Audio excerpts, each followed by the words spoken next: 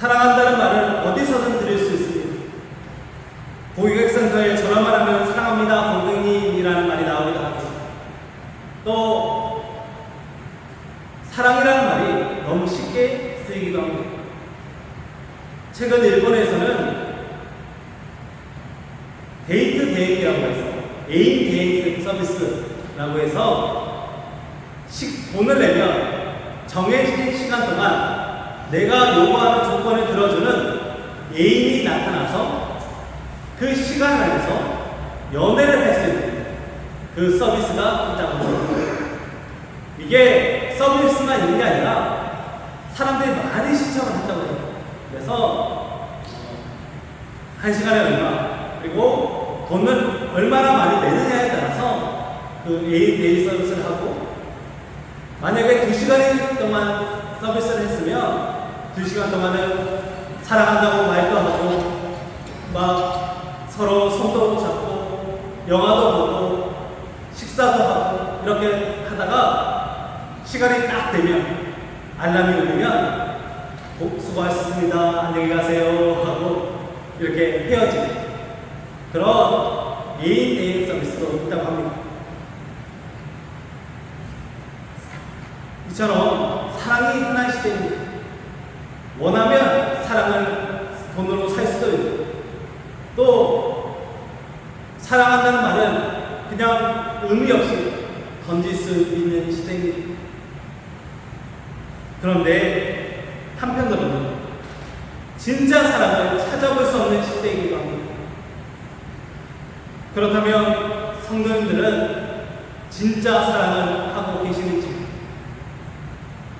우리는 우리의 하나님이 사랑의 하나님이심을 믿습니다. 하나님은 우리를 사랑하시되 끝까지 사랑하십니다. 지금도 사랑하고 계시며 영원히 우리를 사랑하신 줄 믿습니다. 그 하나님이 사랑을 시작하셨습니다. 그래서 하나님이 끝까지 그 사랑을 이루어 가십니다. 그럼에도 그 사랑을 깨닫지 못하고 살아가기도 합니다. 우리는 올해 예수님 품 안에서 예수님 사랑 마음 품는 교회라는 교회 표현을 가지고 그 사랑을 품으려고, 그 사랑을 전하려고, 그 사랑으로 살아가려고 꿈꾸고 나아가고 있습니다. 예수님 품 안에서 그 사랑을 누리고 있다면 이제 그 사랑이 무엇인지, 어떻게 시작해야 할지, 어떻게 세상에 나타내야 할지를 생각해 보아야 합니다. 그 시작은 바로 관계에서 그 사랑이 시작됩니다. 세상의 사랑은 아무런 관계없이 사랑한다고 말만 합니다. 그러나 깊은 관계 속에서는 말하지 않고 서로 사랑한다는 것을 알게 됩니다. 성령들은 부부간에, 그리고 부모 자녀간에 오랜 관계를 맺고 그렇게 살아가며 살아오고 계십니다. 몇십 년을 같이 살아온 부부는 말하지 않아도 서로 사랑한다는 것을 알 수 있습니다. 여기 성령들 중에는 몇십 년에 넘어서 50년, 60년 그 이상도 살아온 부부도 계십니다. 그래서 말하지 않아도 저 남편이, 저 아내가 나를 사랑하는구나 라는 것을 알고 계신 것입니다. 근데 표정이 사랑을 안 하시나 사랑하시지요? 라고 물어보려고 했는데 제가 사랑이라는 말을 꺼내니까 표정이 막 어두워지셔요. 그런데 분명히 사랑하고 계시는지 믿습니다. 말하지 않아도, 내가 표현을 하지 않아도, 사랑한다고 말한 지가 몇 년 된지는 잘 몰라도 사랑하고 그렇게 지내고 계신 것입니다. 사랑은 관계에서 시작됩니다. 그래서 그 관계를 더 깊게 하기 위해서 더 사랑해야 합니다. 오늘 예수님께서 나는 포도나무요 너희는 가지라라고 말씀하시면서 하나님 예수님과 우리의 관계 그 사랑을 어떻게 이어가야 할지를 알려주고 계십니다. 예수님은 말로만 사랑한다고 하지 않으시고 죄인된 우리와 깊은 관계를 맺으셨습니다. 예수님 품 안에 있다는 것은 결국 깊은 관계를 맺는다는 말입니다. 오늘 말씀을 통해서 예수님과 바른 관계를 맺고 그 관계를 유지하며 주님을 더욱더 사랑하고 서로 사랑하는 사랑의 공동체를 이루어가길 소망하고 축복합니다. 우리가 예수님과 관계를 맺기 위해서는 먼저 서로가 누구인지를 알아야 합니다. 소개를 해야 합니다. 나은이가 학교를 가기 전에 몇 주 동안 가장 고민한 주제가 있었습니다. 학교 가면 가장 먼저 자기소개 시간이 있을 텐데 내가 나를 잘 소개할 수 있을지 모르겠다고 고민을 했습니다. 얘들아, 나는 나음이야. 네, 나는 이제 8살이고 앞으로 너희들과 사이좋게 잘 지냈으면 좋겠어. 라는 말을 정말 오랫동안 연습했습니다. 그래서 잘했는지는 제가 모르지만 그렇게 자기를 소개하고 그렇게 자기가 누구인지 그리고 다른 친구가 누구인지를 이렇게 알기를 원하는 시간을 가졌을 것입니다. 그래서 잘 소개했는지 지금 친구들이랑 잘 지내고 있다는 소식을 들었습니다. 서로를 잘 알아야 당신이 누구고 내가 누군지 알아야 그 관계를 시작할 수 있습니다. 어쩌면 나와 관계를 맺지 않은 사람이라면 그 사람이 누구인지 알 필요가 없습니다. 그냥 지나가면 되는 것이고 잠깐 머물렀다 떠나면 그만입니다. 그러나 오랫동안 볼 사람이다. 특별히 성인들 결혼도 아무나랑 하지 않습니다. 그 사람이 누구인지 충분히 알고 그 사람과 내가 평생에 동반자로 살아도 되겠다 싶을 때 결혼을 하게 됩니다. 정말 사랑하는 내 모든 것을 내어주고도 심지어 내 목숨을 내어주더라도 사랑하는 관계를 맺으려면 누구인지를 제대로 알아야 합니다. 예수님도 우리와 사랑의 관계를 맺으시려 우리가 누구인지를 그리고 주님이 누구신지를 오늘 말씀에서 알려주고 계십니다. 예수님이 포도나무시고 우리는 그 가지라고 말씀하십니다. 포도나무와 가지의 관계는 어떤 관계일까요? 둘은 절대로 떨어질 수 없는 관계입니다. 특별히 가지는 나무에서 절대로 떨어져서는 안 됩니다. 나무에 떨어지는 순간 불에 던져져 태우는 정도로만 쓰일 수 있는 죽은 가지가 됩니다. 아무리 윤기가 나고 잎이 무성하다 할지라도 나무에 떨어져 나오는 가지는 그 순간부터 죽음이 시작됩니다. 당장은 괜찮아 보입니다. 그러나 시간이 지나면 버려져 꺾이고 태워질 뿐입니다. 특별히 포도나무 가지는 처음부터 말라져 있는 모양이어서 나무에서 떨어지는 순간 금방 말라 비틀어져 버립니다. 그래서 다른 나무 가지는 그나마 나무에서 떨어져도 쓰임이 있을 수 있지만 포도나무 가지는 정말 쓸 수 없습니다. 이렇게 포도나무와 가지로 예수님과 우리의 관계를 설명하신 것은 우리가 예수님 떠나서는 단 한순간도 살 수 없음을 알려주시기 위함입니다. 우리는 예수님 포도나무에 붙어있는 가지입니다. 그리고 이제 우리는 포도나무에 붙어서 나무가 원하는 것은 그 열매를 맺기 위해 나무와 하나 되어서 살아가야 합니다. 예수님은 지금까지 너희가 내 입을 불어 아무것도 구하지 아니하였으나 이제 예수님 품 안에 있다면 무엇인지 원하는 대로 구하면 그대로 이루어진다고 말씀하십니다. 그렇다면 포도나무 가지는 무엇을 구해야 할까요? 포도나무 가지는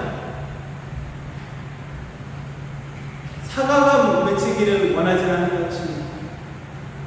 포도나무 가지가 열매를 잘 맺어서 딸기가 나오기를 또 원하지는 않는 것입니다. 포도나무의 수원은 참된 포도나무 열매를 맺는 것입니다. 즉 포도나무와 가지는 떨어질 수 없는 사랑으로 맺어져서 한마음 되어서 나무가 원하는 것을 맺고 살아가기를 원한다는 것입니다. 포도나무와 가지는 떨어질 수 없는 사랑으로 맺어진 관계입니다. 이러한 관계 속에서 나무의 뜻, 즉 예수님의 뜻을 구하며 살아가게 됩니다. 그 뜻을 이루는 것이 포도나무 가지의 소원입니다. 가지의 계획은 중요하지 않습니다. 가지의 생각도 중요하지 않습니다. 가지는 나무와 바른 관계만 맺고 있으면 됩니다. 잘 붙어있기만 하면 모든 것이 저절로 이루어집니다. 이에 대해 100주년 기념회의 이재철 원로목사는 예수님과 같은 소원을 가진 자는 예수 그리스도에게서 벗어날 수 없고 예수 그리스도를 굳세게 붙들수록 주님께서 더욱 굳세게 붙들어 주실 것입니다. 또한 인생의 농부 되신 하나님 아버지께서 이른비 늦은 비를 내리시며 때를 따라 밤낮으로 결실을 도우실 것입니다. 라고 말합니다. 결국 바른 관계 속에서 열매를 맺을 수 있습니다. 예수님과 바른 관계를 맺으시기 바랍니다. 예수님과 바른 관계를 맺을 때 우리의 사랑은 시작할 수 있습니다. 포도나무 대신 예수님께 바짝 붙어서 절대 떨어지지 않고 포도나무 대신 예수님의 그 품 안에서 그 사랑을 누리며 예수님을 사랑하고 그 사랑으로 행복한 삶을 살아가시기를 소망하고 축복합니다. 사실 우리는 세상 속에 버려진 말라 비뚤어진 그런 가지였습니다. 열매를 맺을 수 없는 가지이기도 했습니다.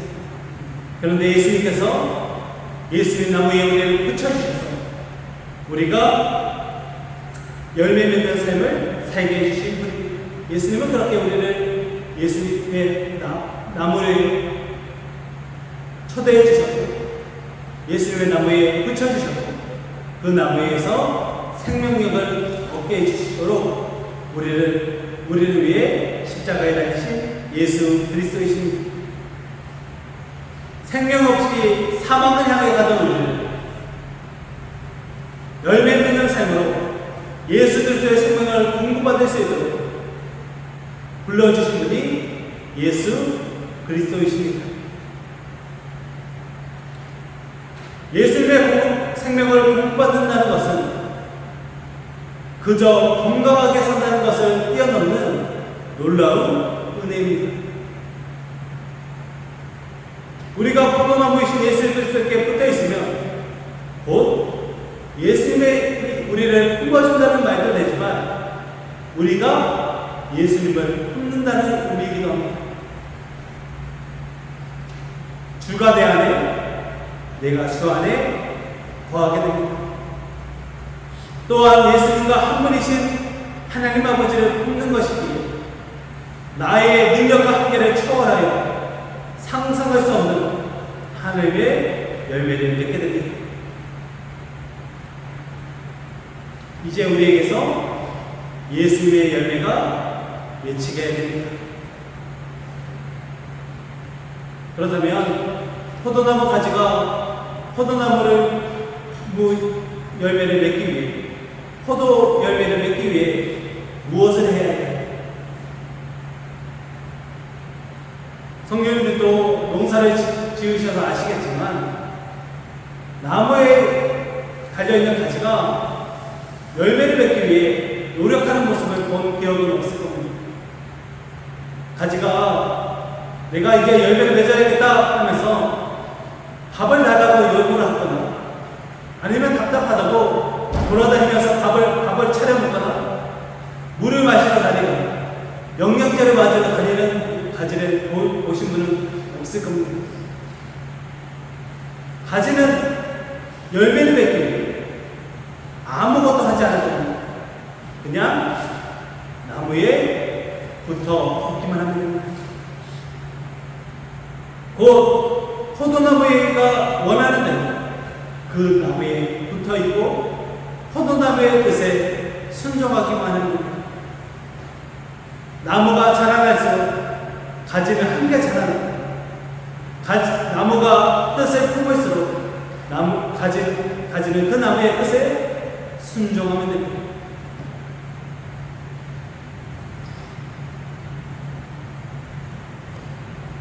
가지가 열매 맺기 위해 해야 할 일은 바로 순종입니다.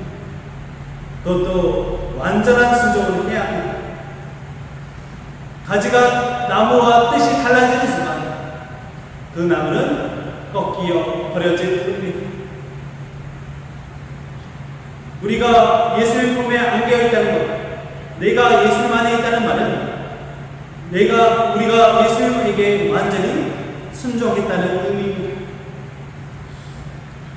예수님에게 순종하고 나면 이제 우리의 삶에 나의 모습이 아니라 예수님의 모습이 나타나게 됩니다.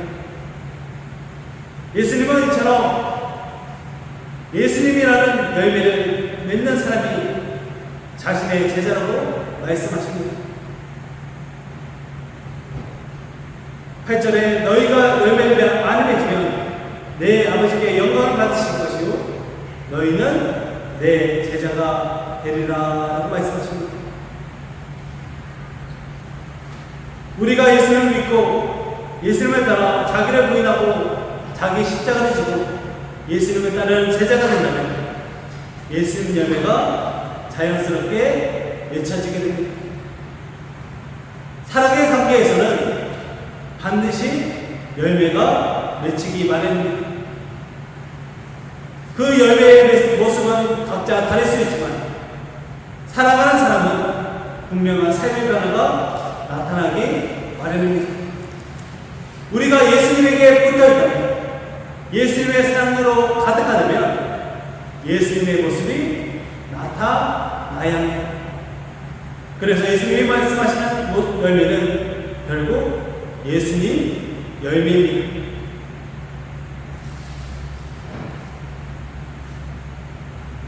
사랑하면 열매가 맺혀집니다. 사랑하면 삶의 변화가 나타납니다. 저는 결혼하기 전에 한 10년 정도 자취 생활을 했습니다. 그래서 저 나름대로의 삶의 방식이 있고 삶의 모습이 있었습니다. 그런데 저는 솔직히 정리를 잘 하지 않습니다. 결혼하기 전 제 자취방에 가면 다른 사람들이 보면 답답함이 나올 정도로 정리도 잘 되어 있지 않고, 정리를 하면 한 달에 한 번, 일주일에 한 번 그렇게 몰아서 정리를 하는 편이었습니다. 그래서 결혼하기 전에 저희 장모님께서 저 자취방에 한번 자취한 집에 한번 오신 적이 있었는데, 아내에게 왜 너희 남편 될 사람은 공부를 해서 사냐, 왜 저렇게 다 숨겨놓고 다 어둡게 하고 다 쌓아놓고 살아가냐고 마음이 많이 힘드셨다는 말을 들은 적이 있습니다. 반면에 저희 아내는 그때그때 정리해야 합니다. 저는 쌓아놓고 한 번에, 아내는 그때그때. 저희 아내는 정리가 되지 않으면 밤을 새서라도 정리를 해야 편하게 잘 수 있는 사람입니다. 그렇다면 지금 제 아내는 어떻게 살고 있을까요? 평화를 위해 그때그때 정리하고 있습니다. 쌓아놓으면 아내가 힘들어한다는 것을 알기 때문에 제 삶의 방식을 다 바꾸었습니다. 사랑하고 사랑의 관계를 유지하기 위해서 저의 삶의 모든 것을 바꾸었습니다. 사랑하면 바꾸어야 합니다. 우리가 예수님의 나무에 붙어 있고 예수님의 나무에서 삶을 바꾸기 원한다면 우리의 삶에도 변화가 있어야 합니다. 우리의 삶에 예수님이 원하시는 모습이 나타나야 합니다. 예수님의 모습이 나타나는 것, 그것이 바로 예수님 열매입니다. 그러기 위해 더욱더 예수님을 사랑하시기 바랍니다. 예수님께 더욱더 붙어 있으시기 바랍니다. 예수님을 꽉 안으시기 바랍니다. 가지가 할 일은 나무를 사랑하는 것뿐입니다. 그러면 열매는 주님이 맺어 주십니다. 사랑하시기 바랍니다. 예수님을 사랑하시기 바랍니다. 예수님의 사랑을 구하시기 바랍니다. 그러면 열매가 맺혀집니다. 사랑으로 맺어진 관계 속에서 예수님의 열매를 풍성히 맺는 삶을 살아가시기를 소망하고 축복합니다. 우리가 이렇게 예수님을 사랑하고 또 사랑해서 예수님이라는 열매를 맺는다면 우리의 삶에 꼭 나타나야 하는 예수님의 모습이 있습니다. 바로 사랑입니다. 예수님을 사랑하는 그 사랑으로 주님이 우리를 사랑하듯 서로 사랑하는 것이 우리의 삶에서 꼭 나타나는 변화된 모습입니다. 예수님은 나의 사랑 안에 거하라고 말씀하시면서 계명을 지키라고 말씀하십니다.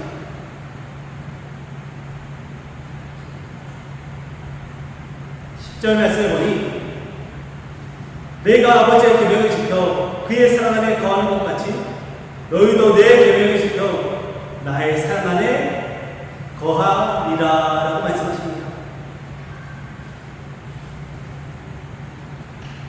그리고 이 말씀을 바로 이렇게 설명하십니다. 12절 말씀 한번 다 같이 읽어보도록 하겠습니다. 다 같이 12절 말씀 있습니다. 시작. 내 계명은 곧 내가 너희를 사랑하는 것 같이 너희도 서로 사랑하라 하는 이것이니라.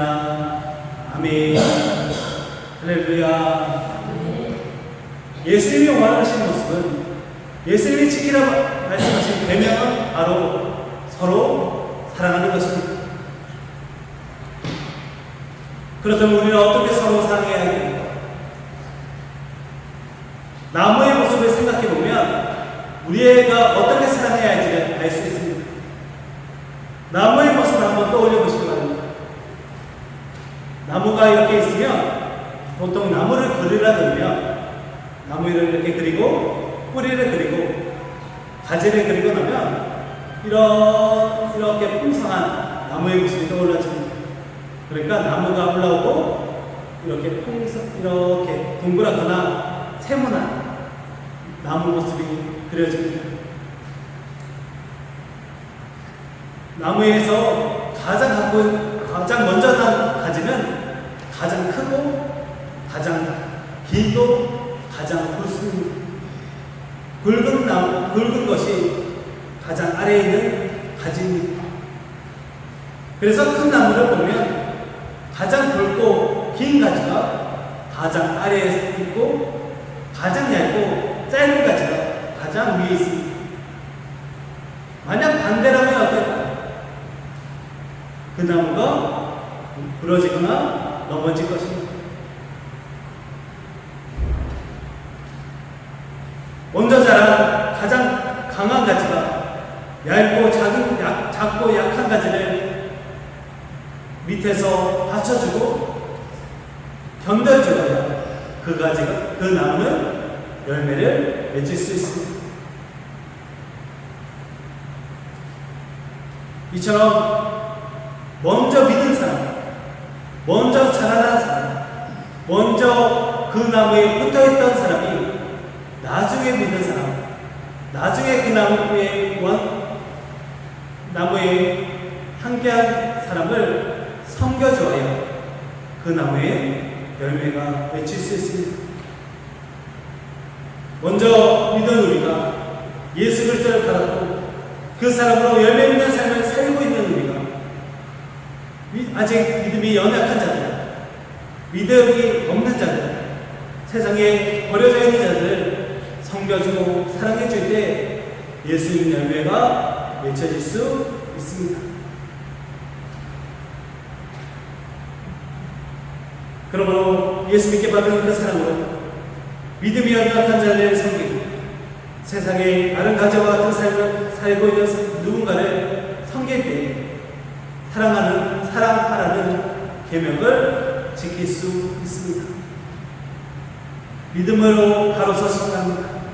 그리고 그 사랑으로 아직 믿지 못하는 자들, 믿음이 연약한 자들, 믿음에서 잠시 떠나가 있는 자들, 그리고 아직 믿지 못하는 자들 섬겨주시기 바랍니다. 그것이 바로 서로 사랑입니다. 그럼에도 사랑이 무엇인가에 대해서 궁금해지기도 합니다. 그렇다면 사랑은 무엇일까요? 영국의 신문기자 말콤 어거리지가 1968년과 1969년에 캘커타에 찾아갑니다. 그곳에서 테레사 수녀를 만나게 됩니다. 그래서 수녀를 2년 동안 취재합니다. 그리고 수녀에게 이렇게 질문했습니다. 수녀님, 사랑은 무엇인가요? 테레사 수녀는 잠시 생각하더니 이렇게 대답했습니다. 한번 다 같이 읽어볼까요? 화면을 보고 한번 읽어보겠습니다. 시작.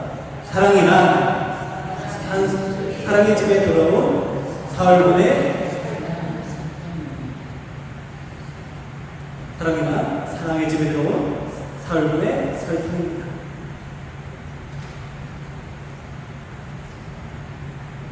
이 말은 정확하게는 이렇게 되어 있습니다.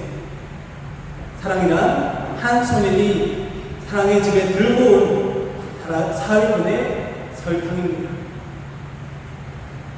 이 말이 무엇이냐면 어느 날 테레사 수녀가 운영하던 사랑의 집에 설탕이 떨어졌습니다. 사랑의 집은 구걸도 하지 못할 정도로 병든 사람을 위해 지어진 안식처이고 수녀들의 집이었습니다. 그 집에, 그러니까 일할 수 없는 사람들을 위해, 병든 사람들을 위해 지어진 집에 설탕이 떨어졌습니다. 그래서 순녀들이 설탕을 구하러 다니기 시작합니다. 그때 4살짜리 힌두 소년에게 비해도 그 설탕이 떨어졌다는 소식이 전해졌습니다. 그 소년은 집에 가서 부모님에게 이렇게 부탁합니다. 저 오늘부터 사흘 동안 설탕을 먹지 않으려고 해요. 대신 사흘분의 설탕을 저에게 주세요. 제가 3일 동안 설탕을 안 먹을 테니까 엄마 그 3일 동안의 설탕을 저에게 좀 주세요 라고 말했다고 합니다. 그리고 사흘 후에 이 소년은 부모님과 함께 사흘분의 설탕을 들고 테레사 수녀를 찾아왔습니다. 누군가 설탕을 먹지 못한다는 소식을 들었을 때 내가 먹을 수 있는 사흘분의 설탕을 모아서 가져온 그 아이의 마음, 그것이 사랑이라고 테레사 소녀는 설명합니다.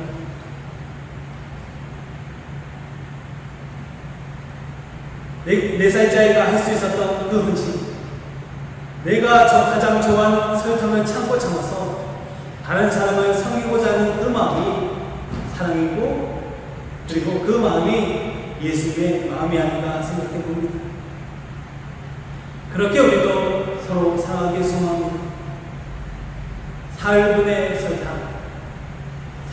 설탕이면 충분합니다. 서로 사랑하고 해서 거창하게 무엇을 하려고 하지 마시고, 그저 내가 할 수 있는 것, 내가 할 수 있는 무엇인가로 사랑하고 섬긴다면 우리를 통해 예수님의 마음이 전해질 수 있습니다. 무엇보다 포도나무는 서로 경쟁하지 않습니다. 포도나무는 서로 대적하지 않습니다. 포도나무는 서로 사랑합니다. 먼저 자라고 튼튼해진 믿음의 가치가 있습니다. 사흘번의 설탕과 같은 사랑으로 나누고 섬기는 삶을 살아가시기 바랍니다. 내게 있는 사흘번의 설탕으로 섬기고 사랑하며 살아가는 포도나무 가지가 되시기를 소망하고 축복합니다. 결국 예수님과 우리의 사이에서, 예수님과 우리의 관계에서 사랑은 시작할 수 있습니다. 그래서 사랑은 사입니다. 오늘 제목이 그래서 사랑은 사이다입니다. 예수님은 포도나무 비유를 설명하시면서 사랑은 포도나무를 통해서 사랑으로 열매를 표현하셨습니다. 그래서 사랑은 사입니다. 포도나무이신 예수님은 가지를 절대 포기하지 않으십니다. 포도나무이신 예수님은 가지를 절대 외면하지 않으십니다. 끝까지 붙잡고 계십니다. 그래서 생각해보면 가지가 나무에 붙어있는 것이 아니라 나무가 가지를 붙잡고 있는 것입니다. 그 예수님께서, 농부신 하나님께서 우리에게 열매 맺게 해주십니다. 그러므로 삶에 어떠한 걱정과 고통이 우리가 걱정이 온다 할지라도 염려하지 마시고 주님께 나아가시기 바랍니다. 가지의 문제를 나무 대신 예수님이 해결해 주십니다. 가지의 문제를 농부 대신 하나님이 해결해 주십니다. 그러므로 주님께 나아가시기 바랍니다. 주님께 각자 붙잡혀 계시기 바랍니다. 주님의 품에 안기시기 바랍니다. 그러면 예수님이 해결해 주십니다. 우리가 하려는 안기는 것뿐입니다.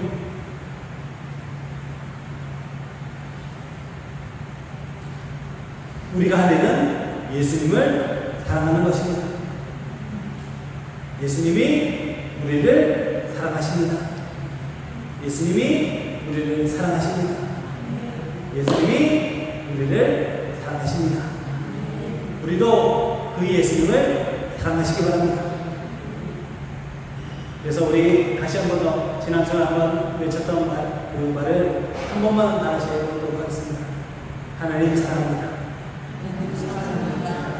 한번 해볼게요. 네. 다 같이 한번 외치겠습니다. 하나님 사랑합니다. 그 사랑을 외치고 그 사랑으로 나아가면 우리에게 열매가 맺혀질 줄 믿습니다. 그러기 위해 이번 한 주간 우리가 예수님에게 맺혀 있다고 생각하시고 예수님의 마음을 품으시기 바랍니다. 그렇다면 어떻게 해야 해요? 말과 행동을 할 때에 예수님이라면 어떻게 하실까를 생각하면서 이번 한 주간 말하고 행동을 보시기 바랍니다. 그래서 이번 한 주간 우리의 마음속에 이렇게 이러한 이 한 문장을 꼭 새겨놓으시기 바랍니다. 예수님이라면 어떻게 하실까? 이 한 문장이면 충분합니다. 이 한 문장을 이 말과 행동을 하기 전에 이번 한 주간 예수님이라면 어떻게 하실까를 고민을 하고 나아가서 예수님 열매가 맺혀지기를 축복합니다. 또한 서로 사랑해야 합니다. 먼저 자란 가지가 아직 자라나지 못한 가지, 그리고 삶의 역경과 고난 속에서 나무로부터 멀어지고 말라져 있는 그 가지를 섬길 수 있어야 합니다. 특별히 제가 오늘 이번 주에 이렇게 봉투를 하나 넣어놓는데요. 이것은 이번 한 주간 사흘분의 설탕을 한번 모아보시기 바랍니다.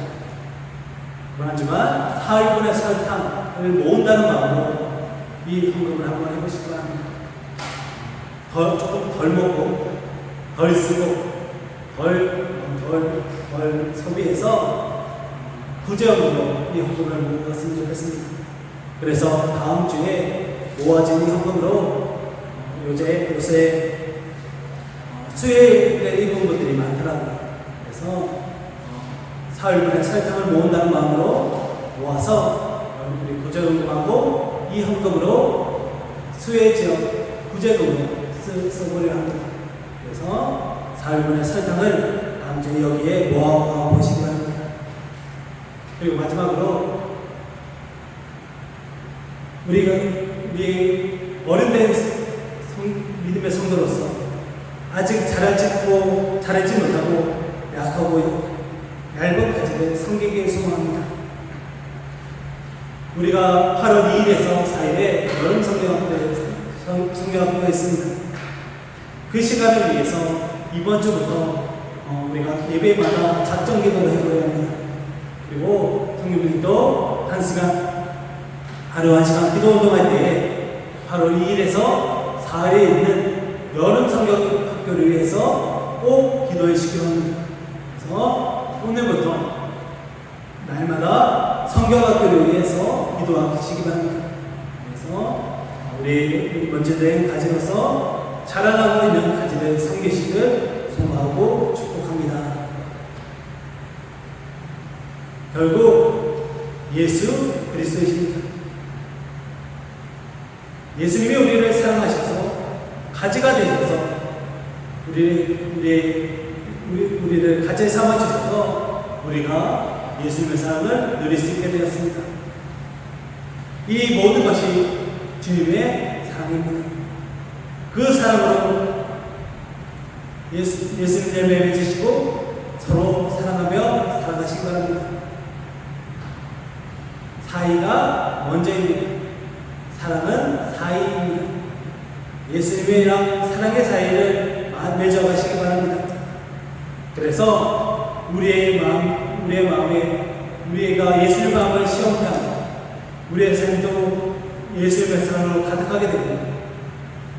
포도나무 대신 예수님과 바른 관계가 있어서 날마다 예수님 열매 맺고 서로 사랑하며 살아가는 우리 모두 되기를 소망하고 축복합니다. 기도하겠습니다.